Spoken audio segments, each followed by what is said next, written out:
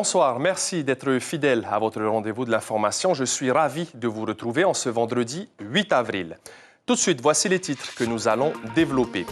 Le premier tour de l'élection présidentielle en Polynésie française, c'est demain samedi. Ouverture des bureaux de vote à 8 h pour une fermeture à 19 h. Tout semble prêt pour le scrutin. Nous nous sommes rendus à Pireh pour le vérifier. Quasiment une dizaine de morts sur les routes depuis le début de l'année, c'est beaucoup trop et les forces de l'ordre ont donc décidé de sévir davantage. Les gendarmes ont effectué des contrôles hier soir à Aru et Mahina. Une 50aine d'infractions ont été relevées. L'Institut Louis Mallardé pourra étudier prochainement les plants de cannabis qui conviendraient le mieux à un usage thérapeutique local. Le gouvernement a pris un arrêté pour autoriser ces recherches. Les détails dans cette édition. Nous parlerons de la perle noire, celle de Rikitea, dans notre rubrique Tehonut Amutu. La production actuelle, le marché, les déchets perlicoles. Nous évoquerons ces sujets avec Thomas Essen, le président du comité de gestion des perliculteurs de Rikitea, qui sera avec nous en direct. Un film qui retrace la vie de la reine Pomare IV est actuellement en tournage à Moorea. À la fin de cette édition, nous vous emmènerons dans le backstage, les coulisses de ce tournage. Merci d'être avec nous. En Polynésie française, décalage horaire oblige. C'est demain, samedi 9 avril, que les quelques 205 400 électeurs sont appelés aux urnes pour le premier tour de l'élection présidentielle. La logistique est fin prête, les bureaux de vote ont été aménagés. Exemple à l'école Pireh Centre, où se sont rendus Ismaël Tahiata et Mirko Vanfo aujourd'hui. Coller une affiche sur une vitre, même un enfant peut le faire. Mais ici, il est d'une importance capitale. Les affichages obligatoires pour être vus de tous le seront à l'entrée des bureaux de vote. Nous avons ici, par exemple, le décret qui vient en fait convoquer les électeurs pour l'élection du président de la République. Nous avons juste à côté un extrait du code électoral qui effectivement rappelle le secret du vote et la liberté du vote. À côté de ça, vous avez un arrêté qui va venir instituer les 10 candidats officiels, enfin l'ensemble des candidats officiels qui se présentent pour ces élections-là. À Pireh, il y a 10 bureaux de vote, ça ne change pas. En revanche, pour voter, les électeurs devront se plier à une double vérification de l'identité, une à l'entrée et une après avoir voté. On demande quand même aux assesseurs et au président si on peut vérifier quand même si la personne est bien inscrite dans ce bureau. Si, admettons, la personne n'est pas inscrite dans ce bureau, à ce moment-là, on lui demande de se diriger vers le secrétariat général, le centralisateur. Le secrétariat général, c'est le cœur du dispositif électoral. Une équipe composée d'informaticiens, de juristes et d'agents expérimentés. Avec eux, même l'impossible semble possible. Nous avons ici un secrétariat central qui est le premier accueil en fait des électeurs de Pireh, où ils peuvent retirer leur carte électorale, venir consulter les procurations. C'est également ici qu'on gère les procurations et où on les oriente, on les explique, par exemple, si c'est la première fois qu'ils viennent voter chez nous. Peut-être pas autant qu'avant, mais le virus est toujours là. Toutes les mairies ont reçu des masques FFP2, des masques chirurgicaux et des gants du Osaria. Leur utilisation n'est cependant pas obligatoire. Par précaution, nous avons organisé un système de désinfection toutes les heures avec une équipe qui passera à désinfecter les surfaces, l'urne, les isoloirs notamment. Également avec un flux dans les bureaux de vote, une entrée, une seule sortie. À Pireh, il y a 10 541 inscrits et près de 200 agents communaux pour gérer tout cet électorat. Et demain, pour le premier tour de l'élection présidentielle en Polynésie française, notre chaîne a mis en place un dispositif important en télé, en radio et sur Internet. Des prises d'antenne sont prévues à 8 h, 10 h, 12 h, puis 16 h pour faire un point sur les taux de participation dans les communes et puis bien sûr vos éditions d'information à 18 h 30 et 19 h pour clôturer cette journée électorale. Les résultats ne seront connus que dimanche matin à 8 h. Atterrissage brutal pour un avion ATR de la compagnie Air Tahiti. C'était lundi, en début de semaine à Hivaoa. De violentes rafales ont perturbé l'appareil à l'approche de la piste. Le choc de l'atterrissage a été violent. Une 60aine de passagers étaient à bord. Par précaution et comme le prévoient les procédures, à cause du choc, l'avion a été immobilisé pour subir des contrôles. 6 techniciens et mécaniciens ont fait le déplacement à Hivaoa pour assurer les inspections. Une pièce est endommagée et doit être remplacée. Le programme des vols d'Air Tahiti perturbé cette semaine continuera de l'être encore dans les prochains jours. Écoutez Veirani Tetaria, la directrice marketing et commerciale d'Air Tahiti. Elle est au micro de Teivaribé. Pour les 4 prochains jours, il n'y a pas d'annulation de vol, il y a des modifications d'horaire. On essaye autant que faire se peut de faire voyager tout le monde. On sait très bien que les gens ont programmé leur voyage, leurs vacances dans les îles et c'est important pour nous et on s'excuse par avance auprès de nos clients des désagréments qu'ils vont subir par ces modifications d'horaire. On doit réorganiser notre programme de vol, mais ça suppose aussi de réorganiser nos effectifs d'équipage qui vont voir leur planning modifié. Également les agents d'escale qui vont devoir ouvrir plus tôt ou plus tard. Et après les airs sur l'océan cette fois, dans la nuit de mardi à mercredi, une opération d'assistance a été mise en place par la Fédération d'entraide polynésienne de sauvetage en mer. Un voilier monocoque d'environ 10 mètres de long avec 3 personnes à bord a été secouru entre Moorea et Huahine. Le nombre de tués sur les routes en Polynésie a malheureusement augmenté ces derniers jours, quasiment une dizaine depuis le début de l'année. Et pour dire stop au comportement dangereux, une opération de contrôle a eu lieu hier soir à Aroué puis à Mahina. 46 infractions ont été relevées au total, dont 3 pour détention de produits stupéfiants. Le reportage avec les forces de l'ordre de James O et Teivaribé. Un contrôle renforcé en milieu de semaine. L'opération a surpris les automobilistes de la côte Est. Cette conductrice n'a pas eu le temps de se débarrasser de sa pipette. Elle reconnaît l'infraction. Ils ont utilisé le chien dans ma voiture, ils ont trouvé ma pipette. Moi, je ne les en veux pas, hein. C'est leur droit, c'est leur rôle, c'est leur travail, ils sont là pour ça. Ça se passe relativement bien, là, on a évité les gros bouchons de l'après-midi, donc on a un flux quand même assez régulier au niveau des infractions relevées. Moi j'ai eu un défaut de permis, défaut d'assurance. Il y a des gens qui ont consommé un peu d'alcool, mais on voit que le taux est encore bas, hein. C'est fin d'après-midi, début de soirée, mais voilà, il y a de quoi faire, on va dire. Au total, 100 véhicules et 130 deux roues ont été contrôlés en début de soirée à Aroué et Mahina. Est-ce que tu penses des contrôles? Oui, c'est bien. Voilà. C'est bien de faire des contrôles pour savoir où ça vient longer et où il va. Comme il n'y a pas d'eau à Mahina, on est dans le Aroué premier. Ça permet aussi de responsabiliser aussi un peu les gens à côté qui boivent. Et voilà, ça sert aussi à sauver des vies, justement, à mettre justement les personnes qui ont bu, qui ont fumé, dehors de la route. C'est très important de contrôler avec, vu qu'il y a des jeunes aussi qui font n'importe quoi sur la route. Accidents. Oui, d'un côté, oui, c'est ça aussi. Pour le patron de la gendarmerie en Polynésie, un des objectifs, c'est aussi de marquer la présence des forces de l'ordre afin de dissuader les mauvais conducteurs de prendre le volant. Depuis le début de l'année, nous avons des très mauvais chiffres dans le domaine de la sécurité routière, puisque nous assistons peut-être à un phénomène de décompensation après la crise sanitaire. Donc on constate véritablement que les infractions routières sont très nombreuses et on le retrouve malheureusement dans le bilan des accidents, des tués et des blessés. Cette année, pour titre d'exemple, nous avons depuis le début de l'année 9 morts, là où nous en avions 4 à la même époque l'an passé. Une opération coup de poing qui a mobilisé 25 militaires appuyés par ce berger malinois de la brigade cynophile. Nous avons plusieurs unités qui sont engagées, des unités spécialisées, la brigade également, et puis une équipe cynophile. Nous pouvons trouver avec ce dispositif du stupéfiant, des vitesses excessives. Nous pouvons avoir des alcoolémies qui sont détectées, des infractions liées à l'état du véhicule, aux défauts de carte grise, défauts d'assurance, bref, tout le panel disponible en matière de réflexion des infractions routières. Bilan de l'opération, 46 infractions. À l'approche du long week-end pascal, les contrôles routiers devraient se renforcer la semaine prochaine. Et c'est une avancée en Polynésie française. Le cannabis thérapeutique va être étudié à l'Institut Louis Mallardet. Le gouvernement a pris un arrêté le 30 mars dernier pour encadrer les travaux qui seront menés. Actuellement, le monde entier a les yeux rivés sur le CBD, cette molécule qui soulage les malades atteints de sclérose en plaques ou encore de la maladie de Parkinson.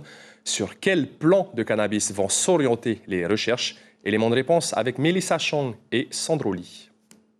Du cannabis pour soigner, mais pas pour faire planer. Le Pacalolo local va passer sous l'œil aguerri des laborantins de l'Institut Louis Malardé dès le mois de septembre.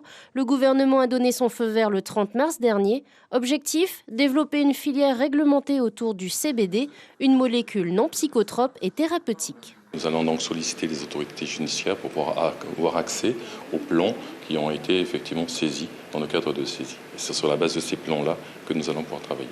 L'objectif de ce programme de screening, c'est effectivement d'identifier donc sur ces saisies les caractéristiques phytochimiques de ces plants. Pacalolo Porinetia Screening, c'est le nom d'un des programmes qui sera prochainement élaboré à l'ILM. L'idée est d'identifier un plan idéal avec une forte teneur en CBD, mais très peu de THC. Le THC étant la molécule psychotrope qui, elle, reste illégale. Nous avons beaucoup de paramètres à vérifier. Entre autres, la stabilité sur plusieurs générations de boutures du profil phytochimique. Est-ce que le CBD va bien rester équivalent tout au long des générations? Nous avons autres paramètres à vérifier, c'est les rendements. Il nous faut évidemment un plan qui est d'excellent rendement de production. Pour Karl Anihia, cette autorisation accordée à l'ILM est une avancée, mais selon lui, il faut importer des graines à fort taux de CBD pour rapidement soulager les malades. Je ne pense pas que ce soit avec des saisies qu'on puisse le faire. Donc en fait, ils sont en train de chercher des variétés qui seraient beaucoup plus adaptées à une étude thérapeutique ou médicale. On l'a déjà fait à l'association. Donc en fait, ils sont juste en train de faire ce que nous on a fait, mais sans autorisation. Donc en fait, vraiment de mettre des mots et des études sur ce qu'on a fait concrètement.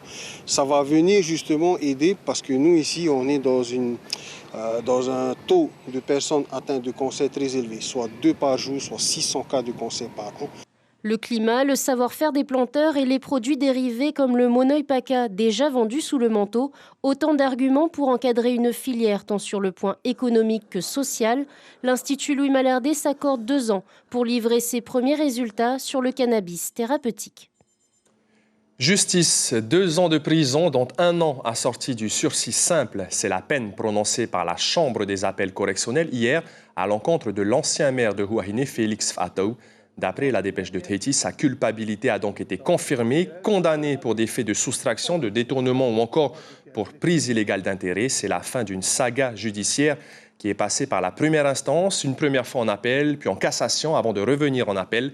Culpabilité donc définitivement confirmée pour Félix Fatou.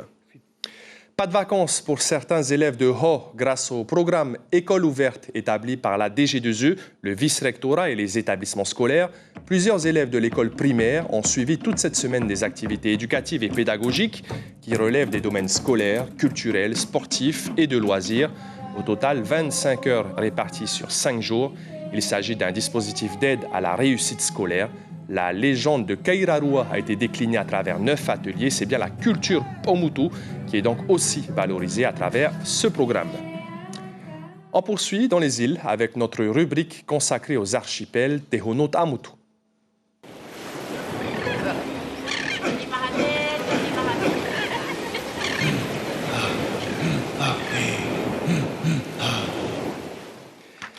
Et ce soir, nous allons parler de la perle noire de Rikitea aux îles Gambier avec le président du comité de gestion des perliculteurs de Rikitea, Thomas Essen. Yorana, merci d'être en direct avec nous par téléphone. J'espère que la transmission est bonne. Thomas Essen, parlons d'abord du prix de la perle noire. Il avait fortement chuté en 2019. La crise du Covid n'avait rien arrangé. Aujourd'hui, est-ce que la tendance du marché s'est améliorée? Bonsoir Maruki et bonsoir à toute la Polynésie. La filière se porte bien. Les prix sont à la hausse car depuis 2 ans, la production a beaucoup diminué, Maruki. Alors justement, ça s'illustre comment ce marché qui va mieux? C'est le cours qui a remonté un petit peu?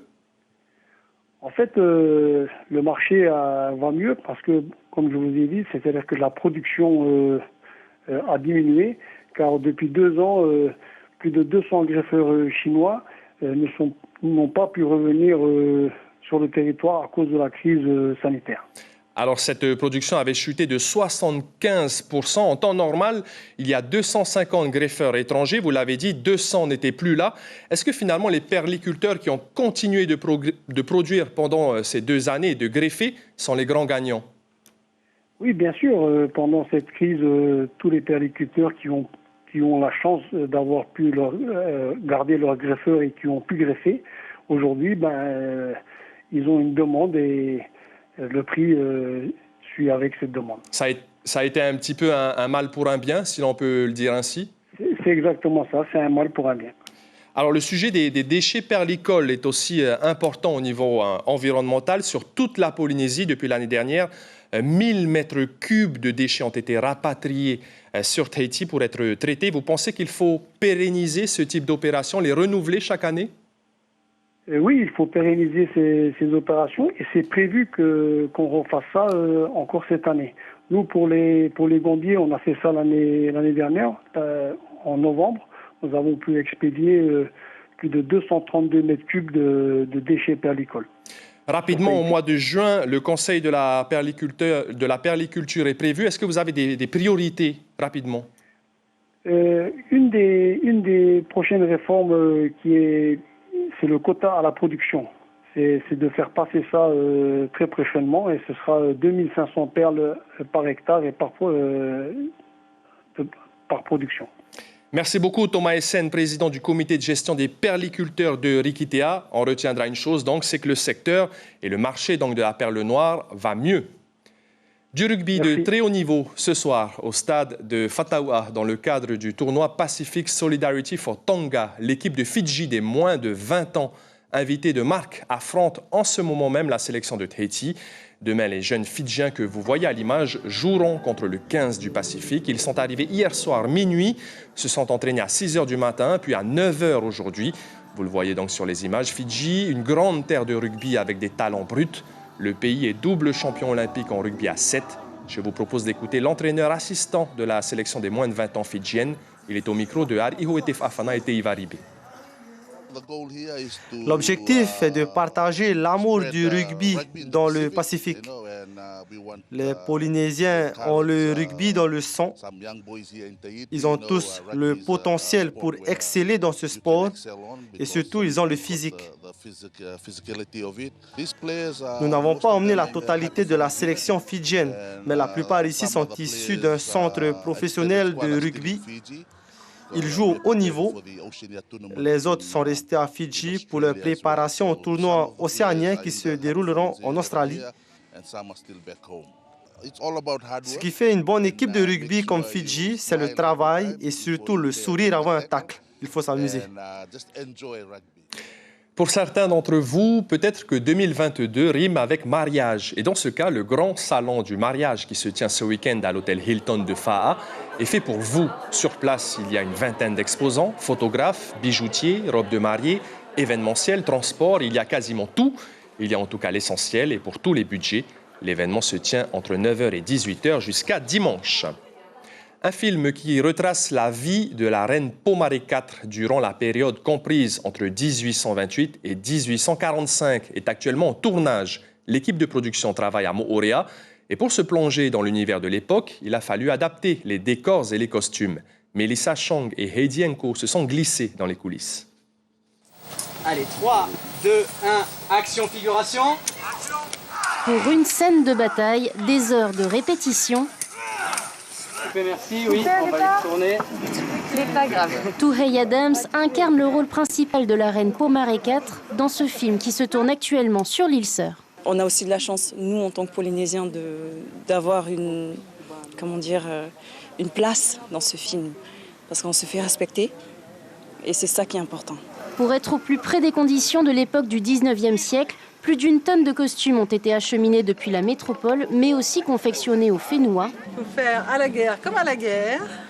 Et voilà, ni vu ni connu, le pantalon reste en place et notre soldat sera parfait. 7 costumières aux doigts de fée ont laissé parler leur savoir-faire. On a été obligé de confectionner 3 robes identiques. Parce qu'en fait, comme elles rentrent dans l'eau et pour ne pas perdre de temps, hop, plutôt que d'aller sécher, on n'a pas le temps, hop, on change la robe. Réalisation, régie, maquillage, plus de 50 métropolitains et polynésiens collaborent pour donner vie à ce film. Sans oublier les figurants, jusqu'à 70 résidents sont réquisitionnés chaque jour. Déjà, ça change un peu du quotidien et tout ça. En plus, c'est une nouvelle aussi expérience, quoi. et quelque chose qui pourra marquer aussi dans le temps, quoi. Et montrer un exemple aussi pour les enfants et tout ça, surtout pour la culture, pour nous les Polynésiens, quoi. Au contraire, c'est que du bien. Ce tournage répond à l'ambition de France Télévisions d'ancrer sa politique de création au cœur de toutes les régions, en accompagnant et valorisant les compétences dans les métiers de production de séries, de feuilletons et de fiction. L'information principale de ce vendredi 8 avril, c'est bien sûr le premier tour de l'élection présidentielle qui aura lieu demain, samedi, en Polynésie française. Décalage horaire avec l'Hexagone oblige. Les résultats locaux seront sous embargo jusqu'à dimanche matin. Ce petit rappel, en 2017, au premier tour, la participation au Fénois avait atteint 38,94%, soit un peu plus de 79 000 votants. Et en information pratique pour les bureaux de vote demain, eh bien, ils seront ouverts de 8h à 19h dans toutes les communes de Polynésie française. Pas de dérogation cette année. À la télévision sur Polynésie la Première ce soir, après ce journal, un documentaire sur Miss Marquise 2022 à la veille de l'élection de beauté. À 19h50, la série Meurtre à Senhan, puis à 21h20, une autre série, Arctic Circle. Ce n'est pas noté, mais au moins vous le savez. Merci pour votre fidélité. C'était le journal préparé par la rédaction et l'équipe technique. Demain, premier rendez-vous de l'information en radio à 6h30. Restez branchés tout au long de la journée sur nos antennes pour le premier tour de l'élection présidentielle. Je vous souhaite une excellente soirée. Prenez bien soin de vous. On se retrouve demain.